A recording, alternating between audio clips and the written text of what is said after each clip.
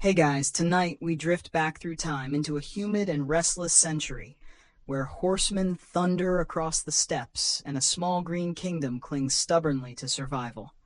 You're about to find yourself in the middle of an enormous contest. 200,000 souls of Vietnam, armed mostly with bamboo, boats, and the endless patience of farmers, facing down 600,000 of the world's most feared warriors, the Mongols. You probably won't survive this matchup. At least not if you actually had to pick up a spear. But don't worry, tonight you only have to lie back, close your eyes, and imagine it all.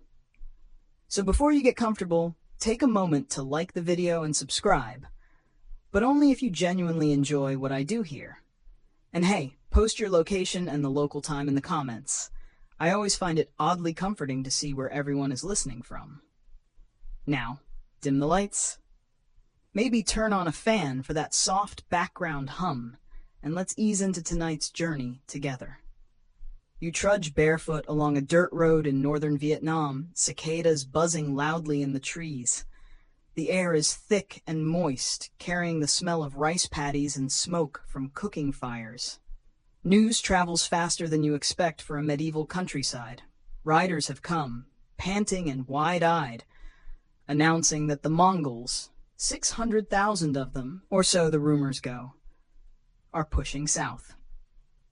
Their empire already stretches from the plains of Hungary to the shores of the Pacific, and now their eyes fix on the fertile deltas of your homeland.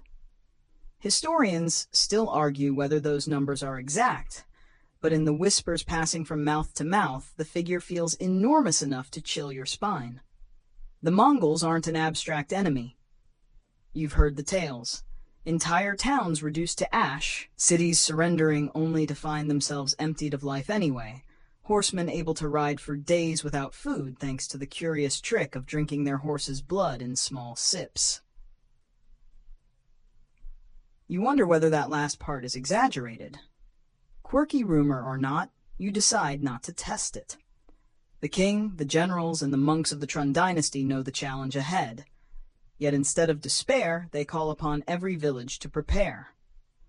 You notice women weaving ropes, men shaping sharpened stakes, children ferrying bundles of rice.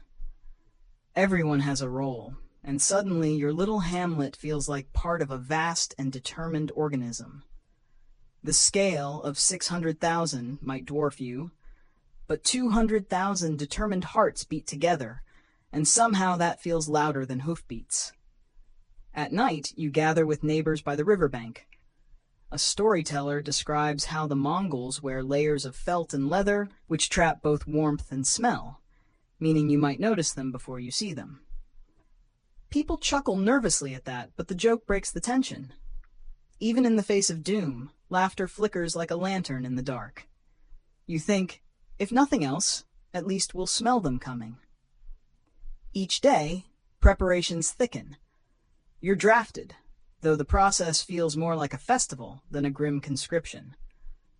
There are drums echoing across valleys, banners of red and gold unfurling, priests chanting blessings over humble spears. Someone in the crowd mutters that the Mongols might not even find their way through the dense jungles. Another argues that Mongol scouts are clever enough to map anything. Historians still argue whether the landscape itself was the decisive factor in slowing the invaders, or whether it was the sheer will of the Vietnamese farmers turned fighters. For you, trudging through mud with a bamboo pole, it feels like both. One quirky fact that slips into your ear one evening: villagers smear clay onto their faces before a skirmish, to dull the shine of sweat and blend into riverbanks at dusk. It sounds half like superstition, half like genius. You try it once and discover two things. One, mosquitoes do not enjoy clay, and two, you look ridiculous like a ghost who fell in a rice field. Still, when 600,000 enemies are rumored to be on the way, you'll take any advantage you can. In your quieter moments, lying under thatched roofs, you imagine what's coming.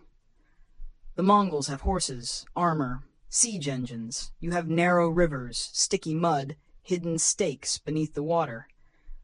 It feels unfair both ways, unfair to face such overwhelming numbers, and unfair to underestimate the sly tricks of your own people. You remember the monk's blessing, "The land is our ally." You smile, thinking that perhaps the mud itself will do more fighting than you ever could. The journey to the front takes days. You walk past endless rice paddies, shimmering in the heat. Farmers cheer as you pass, handing bundles of sticky rice wrapped in leaves. There's a solidarity in those gestures, as though every grain pressed into your hand is a small vote of confidence against the giant shadow looming from the north. You bite into one, nearly burn your tongue, and laugh with the others.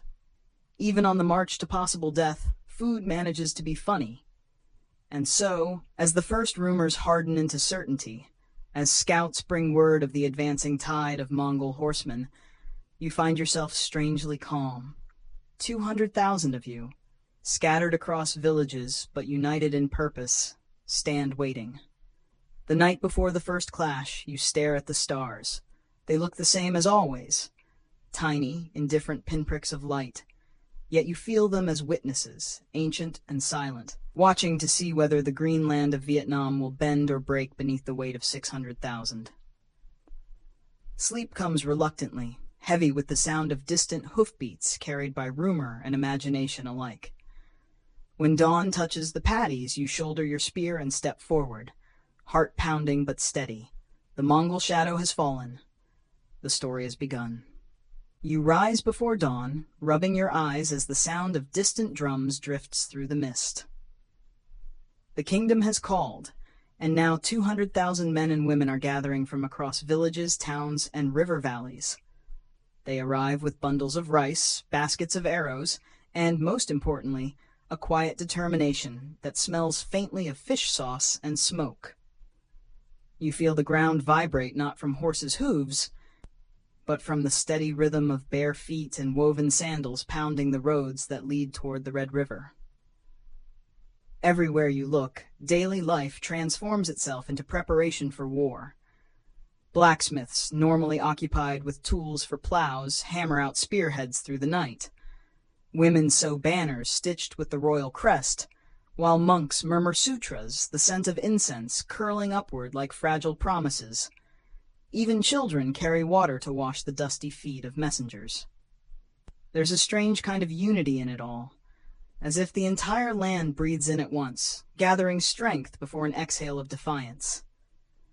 Historians still argue whether the mobilization was truly this vast, or whether storytellers later inflated the numbers, but you sense the power in sheer imagination alone. The king himself, Tran Hung Dao, appears calm yet alert, like a fisherman reading the currents. He rides out in simple robes, not dazzling armor, preferring to blend with his people rather than tower above them. Some say he meditates each morning before council, breathing slowly while generals recite reports. You imagine him taking a deep breath, perhaps annoyed that 600,000 Mongols have chosen his kingdom as their vacation destination, not exactly the kind of tourism Vietnam hoped for.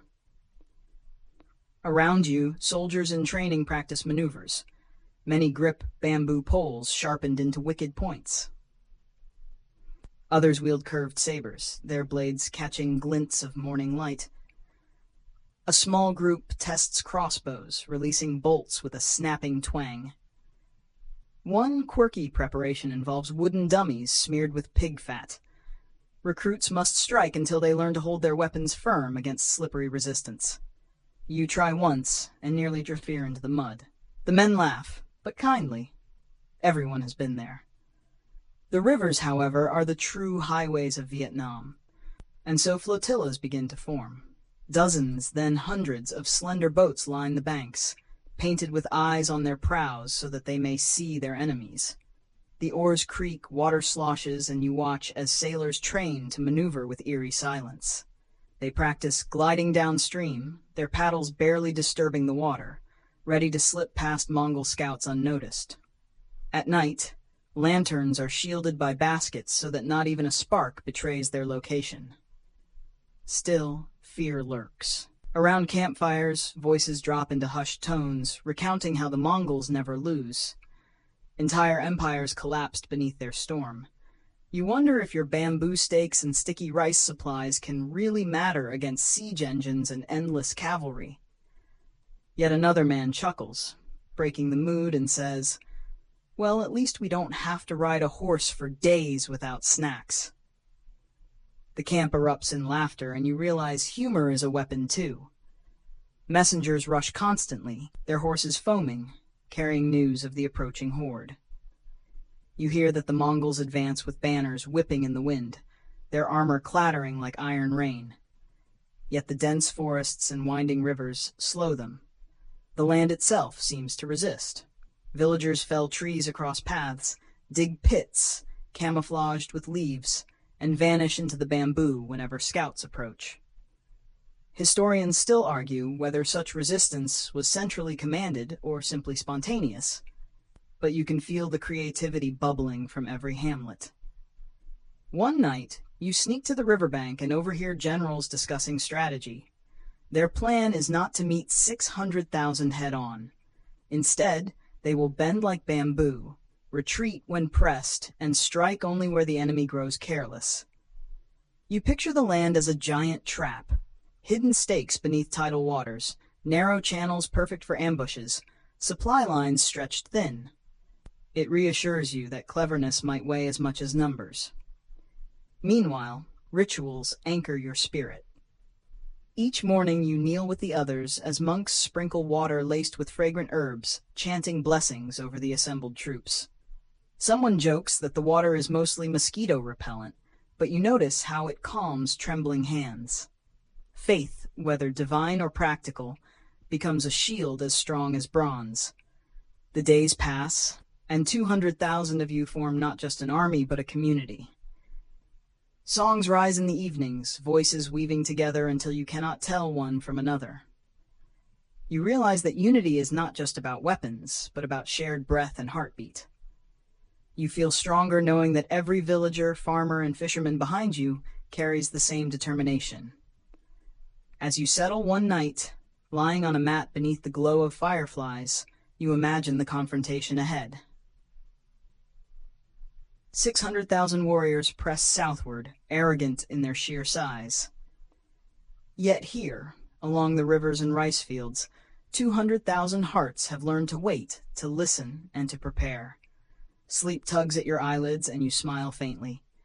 Victory may not lie in meeting strength with strength, but in bending the tide until the tide itself breaks. Dawn rises over the Red River Valley, turning the waters into sheets of copper and gold. You squint through the morning mist and hear them before you see them, the distant rumble of hooves, like thunder rolling in from another world. The Mongols have arrived at last.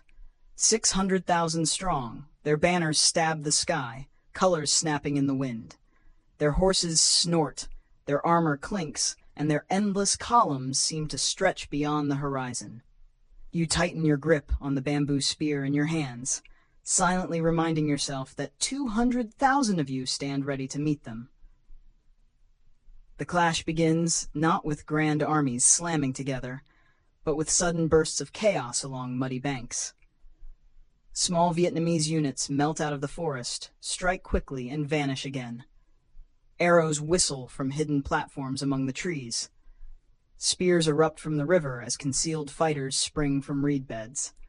The Mongols, confident in open battle, suddenly find themselves slowed by an enemy who refuses to stand still.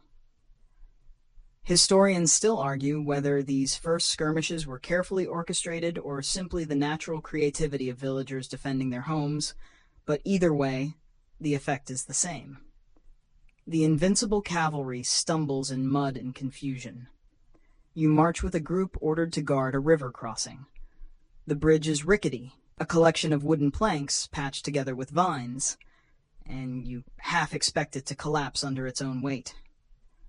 But that is the point. When the first Mongol vanguard rides across, the center gives way, sending men and horses plunging into the waters below. From the reeds, archers release volleys. You almost laugh at the sight. Nature itself seems to fight on your side. Still, the Mongols push forward. They regroup with terrifying speed, engineers building rafts, cavalry finding shallows to ford. You watch, heart thudding as waves of them charge into the water, their horses churning up mud. This is when your commanders give the signal. Villagers hidden beneath the surface drive sharpened stakes upward, impaling hooves and throwing riders into the flood. The screams are muffled by water, the chaos lit by flashes of sunlight off wet armor. One quirky detail you notice is that some fighters wear floating gourds tied around their waists as improvised life preservers. A strange, almost comical sight amid the terror. But in this watery world, a gourd can mean the difference between life and death. The skirmishes stretch into days. You march through endless mud, your sandals wearing thin, your shoulders aching from the weight of weapons. Food grows monotonous. Sticky rice, dried fish, the occasional banana passed down the line. Yet spirits remain high, buoyed by small victories. Each time a Mongol horse stumbles, each time a supply wagon sinks axle-deep in mire, laughter ripples through your ranks. Humor becomes a weapon sharper than steel. Someone jokes that the Mongols should have brought boats instead of horses. Another suggests offering them a free tour of the swamp. At night, fires burn low to avoid detection. You huddle with comrades, listening to frogs croak and owls call. The air smells of damp earth and smoke. Stories drift through the camp, rumors that the Mongols are frustrated, that their commanders grow impatient. Some say internal arguments erupt among the invaders about whether to press south or retreat to regroup. Historians still argue whether dissension within the Mongol command was decisive, but to you, crouched in the shadows, it feels like the first cracks in an iron wall. The next morning, you see the enemy up close for the first time. A Mongol patrol rides near, their horses sleek, their bows strung tight. Their faces are weathered, eyes narrowed against the sun. For a moment, you almost admire them. The discipline, the power. Then your commander raises a hand and the trap is sprung. Arrows rain from both banks. Nets weighted with stones drop from treetops, tangling horses' legs. Within minutes, the patrol is scattered, some captured, others fleeing. You help drag a net ashore, coughing from exertion, and realize the mighty Mongols bleed just like anyone else. Yet victory comes at a cost. You lose friends. You see men carried back with arrow shafts jutting from their shoulders, hear the groans of the wounded. One young fighter, not much older than you, slips into the mud and never surfaces. You swallow hard, forcing yourself to keep moving. Humor and ritual help. Another monk blesses the fallen, chanting as the river carries them gently away. It feels both heartbreaking and strangely soothing, a reminder that even in war, the current flows on. As the days lengthen, the Red River becomes a character in the drama. Its banks shift, its waters rise and fall, sometimes hiding your traps, sometimes betraying them.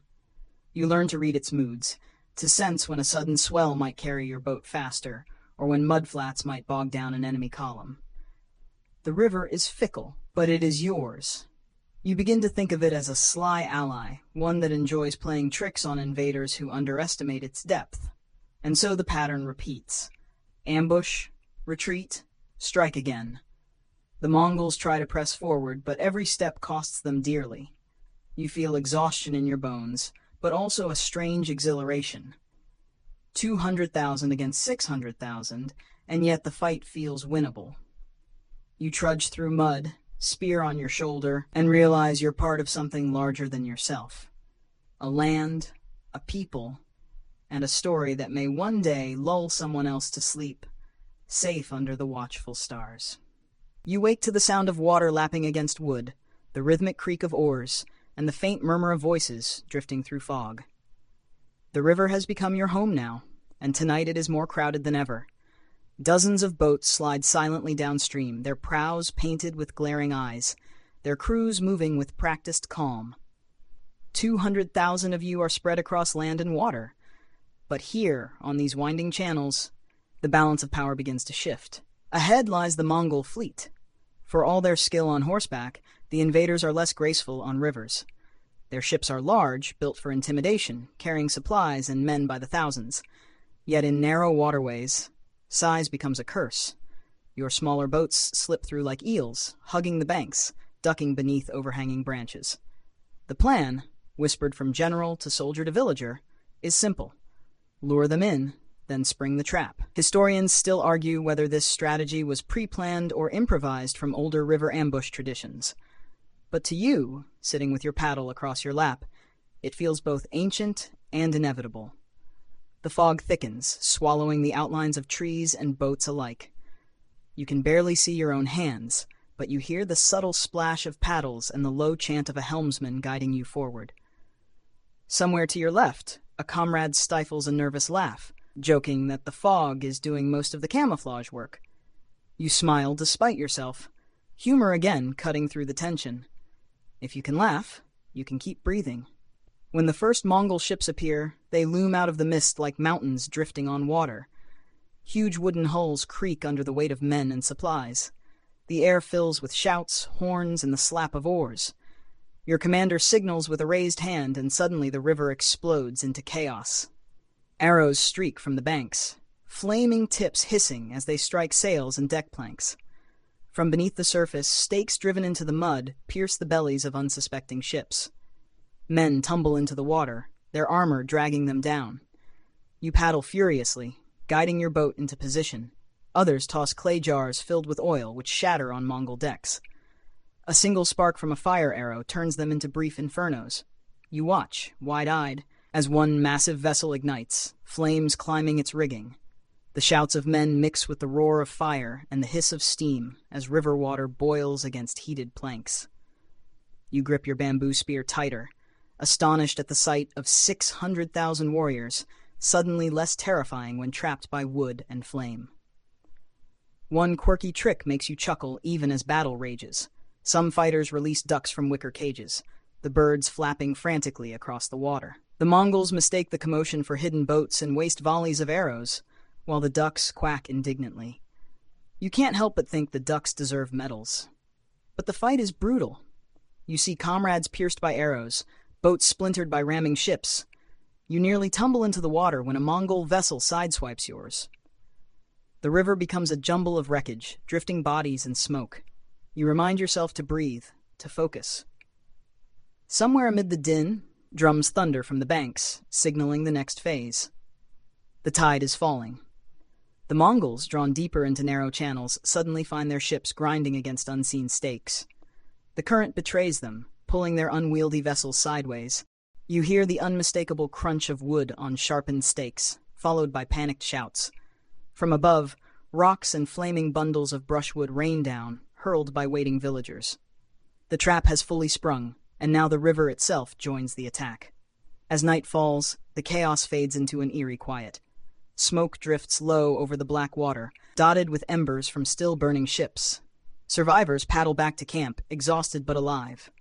You slump against the side of your boat, muscles trembling, breath shallow. Around you, comrades trade tired grins. Against impossible odds, you have held. 600,000 Mongols may have entered the waterways, but far fewer escape unscathed. On the banks, monks wait with lanterns, chanting blessings for the fallen. Their voices float across the water, solemn yet soothing, a lullaby for the dead and a balm for the living. Tears sting your eyes, though you cannot say if it is grief, relief, or simply the bite of smoke. Historians still argue whether this river ambush was the decisive moment of the campaign, but in your heart, paddling through wreckage beneath a smoky sky, you believe the tide has turned. That night, lying on damp ground with your cloak wrapped tight, the image of flames still dances behind your eyelids. You hear laughter again. Someone jokes that the ducks won the battle. You smile, drifting into uneasy sleep, comforted by knowing that 200,000 have struck a mighty blow against 600,000. The river, fickle and wild, has chosen its side. Morning mist curls low over the rice fields, pale and ghostly, as if the land itself exhales after a long night. You rise stiff and sore, brushing dirt from your tunic, and realize something subtle has shifted. The Mongols, once charging endlessly forward, now hesitate. Their cavalry lingers at the edges of forests, Their ships keep to the widest channels, and their scouts glance nervously at every reed bed. 600,000 may still outnumber you 3-1, but for the first time, fear flickers in their eyes. Your commanders know the moment has come to tighten the noose. Orders ripple through the ranks. Block the river crossings, choke off supply lines, and wait. You join others digging trenches across narrow roads, piling sharpened stakes, weaving branches into hidden snares. The work is hot, backbreaking, and oddly communal, like farming, except the crop you hope to harvest is survival. One comrade jokes that you'll be sowing bamboo instead of rice this season, and laughter bubbles through weary soldiers. The Mongols push forward anyway, hungry for a quick victory. But hunger cuts both ways. With supply lines harassed and boats burned, their vast army begins to feel the pinch. Horses, once sleek and terrifying, now stumble from lack of fodder. Soldiers grumble over thin rations. Historians still argue whether famine or disease truly weakened the invaders most, but you notice the difference in their posture. Slower steps, dimmer eyes, tempers fraying. You march with a small unit through swampy ground, your feet sinking with every step. Mosquitoes whine near your ears and sweat drips down your spine. Suddenly, the distant sound of hooves echoes. You duck behind reeds as a Mongol column appears, their horses caked in mud, their armor dulled with grime. At a signal, your group springs the trap. Nets jerk upward, logs crash down, arrows swarm from hidden ridges. Within moments, the column scatters, some captured, others fleeing into the muck. You step back into the reeds, heart racing, and realize the balance tilts further each day. Yet victory is not without price. You carry the wounded, listen to their labored breathing, and sit through long nights when the only comfort comes from shared stories. One evening, a villager produces a bamboo flute, its gentle notes weaving through campfires. You close your eyes, letting the sound carry you, imagining home, family, quiet fields untouched by war. A quirky detail strikes you. Even here, in the shadow of a massive invasion, someone still remembers to pack a flute. Perhaps that is the truest weapon of all, the refusal to forget music. The decisive blow comes not in a single clash, but in countless small defeats, adding up like grains of sand. The Mongols, harried at every turn, finally attempt to retreat. But retreat through rivers, swamps, and forests proves more dangerous than advance. You hear the thunder of collapsing bridges, the cries of men sinking into mud, the clatter of abandoned armor left behind for speed. Along the banks, villagers cheer as the once unstoppable force withdraws in tatters. By dusk, word spreads, the Mongols are gone. 200,000 have stood against 600,000, and against all odds, victory belongs to your land. The camp erupts in weary celebration. Rice wine flows, laughter bursts, and for once the jokes are lighthearted. Someone raises a cup to the ducks, and even the commanders laugh. You stretch out on the ground, letting exhaustion seep from your bones, knowing you are part of something that will echo for generations. Historians still argue how such a small kingdom toppled such a vast army. Was it strategy, terrain, or sheer stubbornness? Perhaps all three. But as you drift into sleep, none of that matters. You remember the glow of lanterns on the river, the music of the flute, and the simple truth that bamboo and mud wielded with courage can bend even the fiercest storm. The night grows quiet. Crickets sing, a soft breeze stirs the leaves, and the land seems to settle back into itself. You close your eyes, safe in victory, your heartbeat slowing as the stars emerge overhead. The great clash of 200,000 against 600,000 is over, and for now, all you need to do is rest.